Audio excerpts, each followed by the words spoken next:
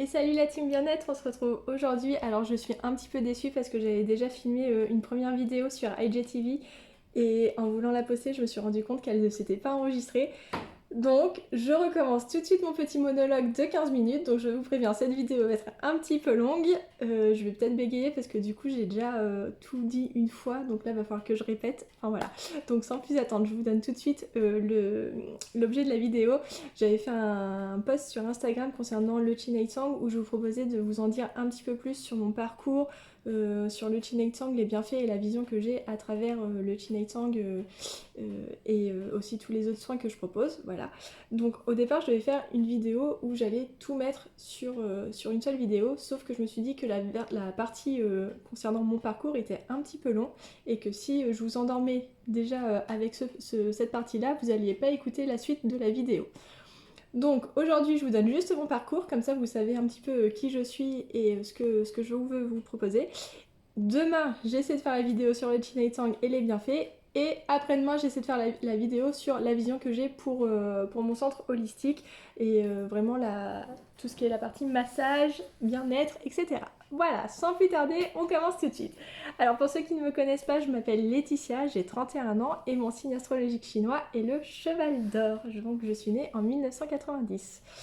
J'ai commencé des études au lycée hôtelier à La Rochelle, donc pour travailler dans tout ce qui est hôtellerie de luxe.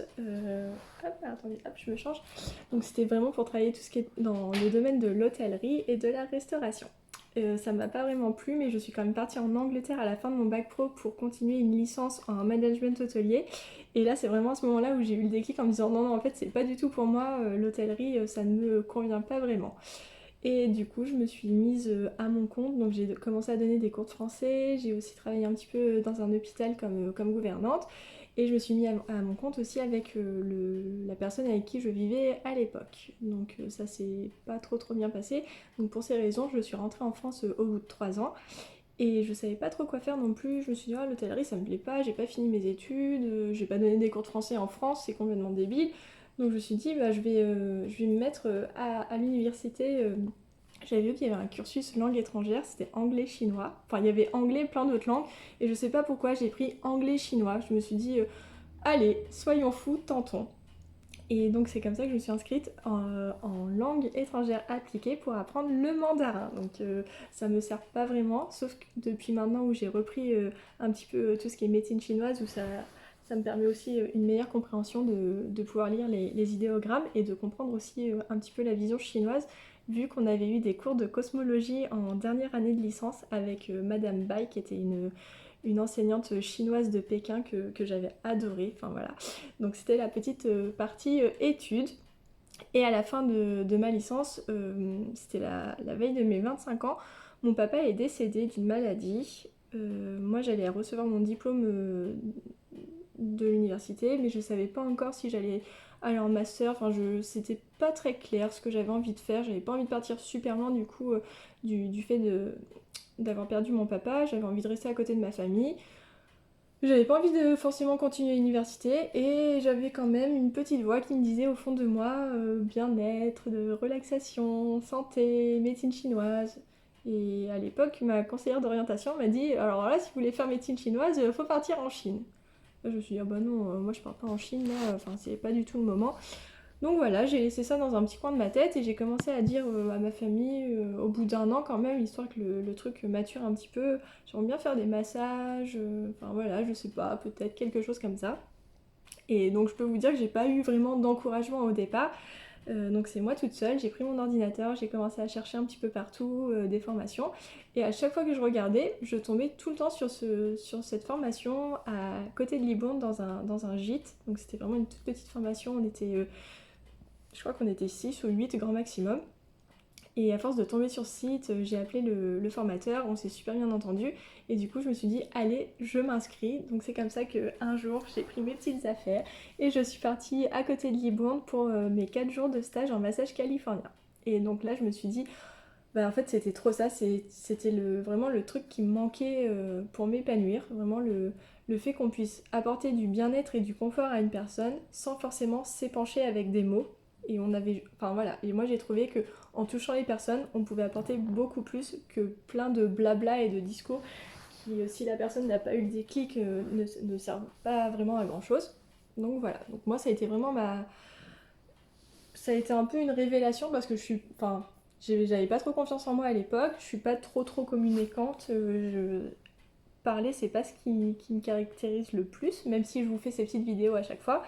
Mais voilà, à l'époque, moi j'étais quand même plus à l'aise dans le toucher et le ressenti des choses que vraiment dans la discussion. Donc ça a été vraiment génial. Et peu de temps après, je me suis mise à mon compte et je proposais uniquement du massage californien.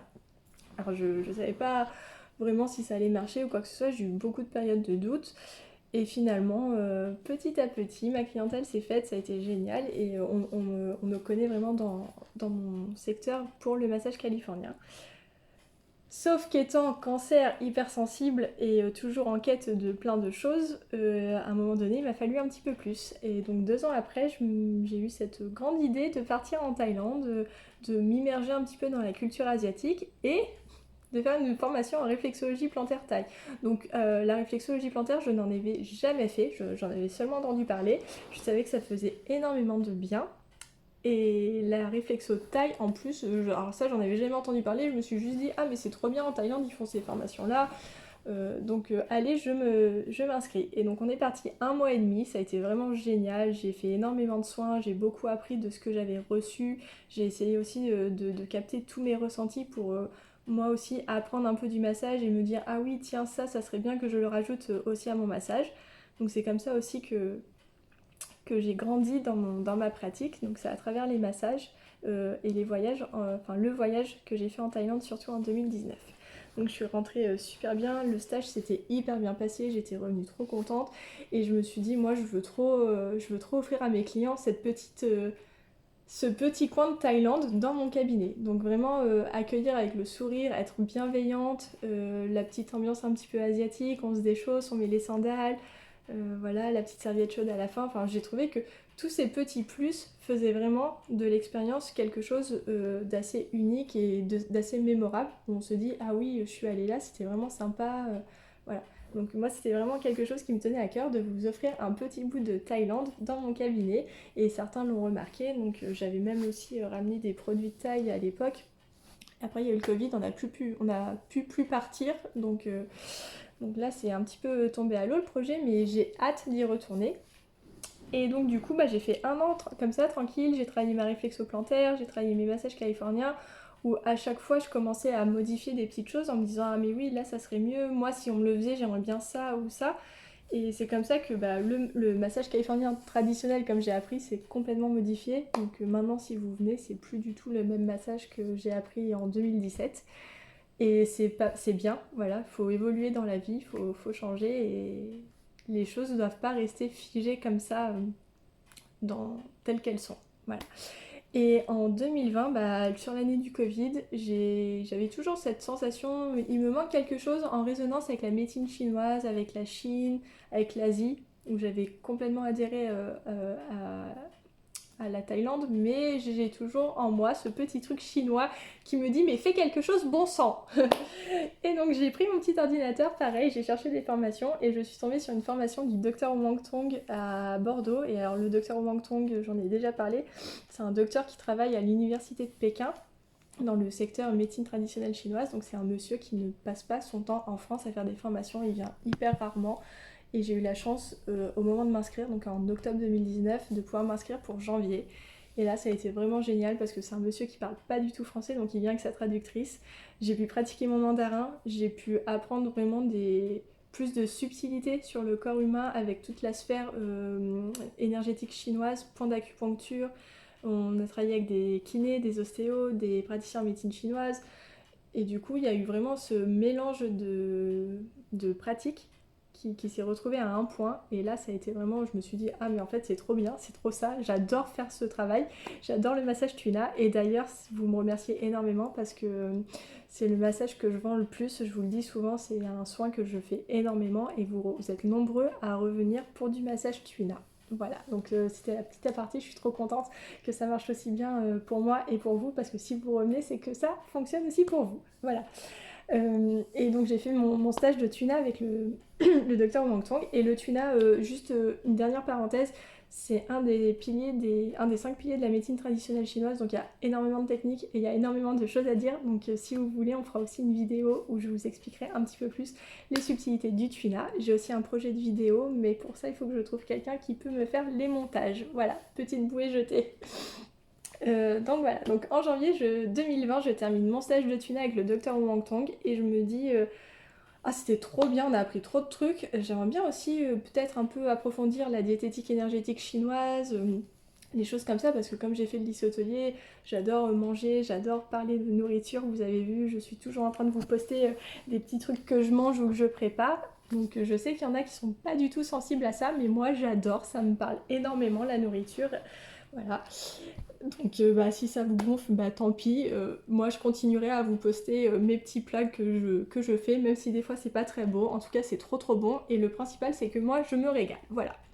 Donc j'ai cherché cette petite formation en diététique chinoise et ça s'est fait un petit peu aussi par hasard parce qu'en fait l'école est à Clermont-Ferrand, mais la formatrice du coup a un cabinet à La Rochelle et elle fait ses formations à La Rochelle une fois par an. Donc pareil, je me suis dit trop bien, je vais m'inscrire, je vais faire ça et ça s'est super bien passé. Sauf que je voyais pas vraiment comment j'allais apporter cette dimension diététique à mes massages parce que les clients, j'allais clairement pas leur faire payer des consultations diététiques chinoises. Et puis je me suis dit je vais le mettre en complément pour ceux qui me demandent. Voilà, donc il y a mes petits livres au cabinet, donc certains me demandent, certains osent pas. Et depuis peu, on a mis en place ce système de newsletter. Donc certains reçoivent les petits conseils diététiques pour les changements de saison, donc toujours liés à tout ce qui est énergétique chinois. Et en parlant du coup de la newsletter, le mardi 22 mars, vous recevrez du coup dans vos boîtes mail la newsletter concernant l'énergie du printemps, l'organe du foie et la diététique à adopter pour cette saison. Voilà. Donc à part tes fêtes, donc j'ai fait ma formation en diététique chinoise et je me suis dit c'est trop bien parce qu'en fait ça fait vraiment le lien entre le tuna, la réflexo, les massages, voilà, donc ça commençait à plus trop devenir juste un cabinet de massage mais vraiment un cabinet de thérapie holistique où on prenait vraiment le corps dans son enveloppe entière, où vraiment on prend soin de tout, de l'intérieur et de l'extérieur pour être radieuse et lumineuse. Donc du coup voilà.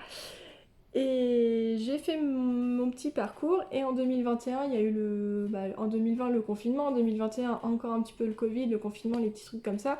Et je me suis dit moi j'ai pas envie de m'arrêter là, j'ai envie d'apprendre plus, voilà. Et je suis tombée sur le Qin Tsang, donc c'est pareil, je connaissais pas du tout. Et en fait ça se marie énormément bien avec l'approche diététique énergétique chinoise et c'est une sous-branche du Tuina, donc c'était un petit peu le complément de ce que je faisais. Et je me suis dit aussi, tout le monde a mal au ventre, tout le monde a des maladies dont le départ c'est quelque chose qui se passe au niveau de là. Et moi la première, pour ceux qui suivent, j'ai des grosses urticaires qui arrivent de temps en temps et c'est lié à un déséquilibre intestinal.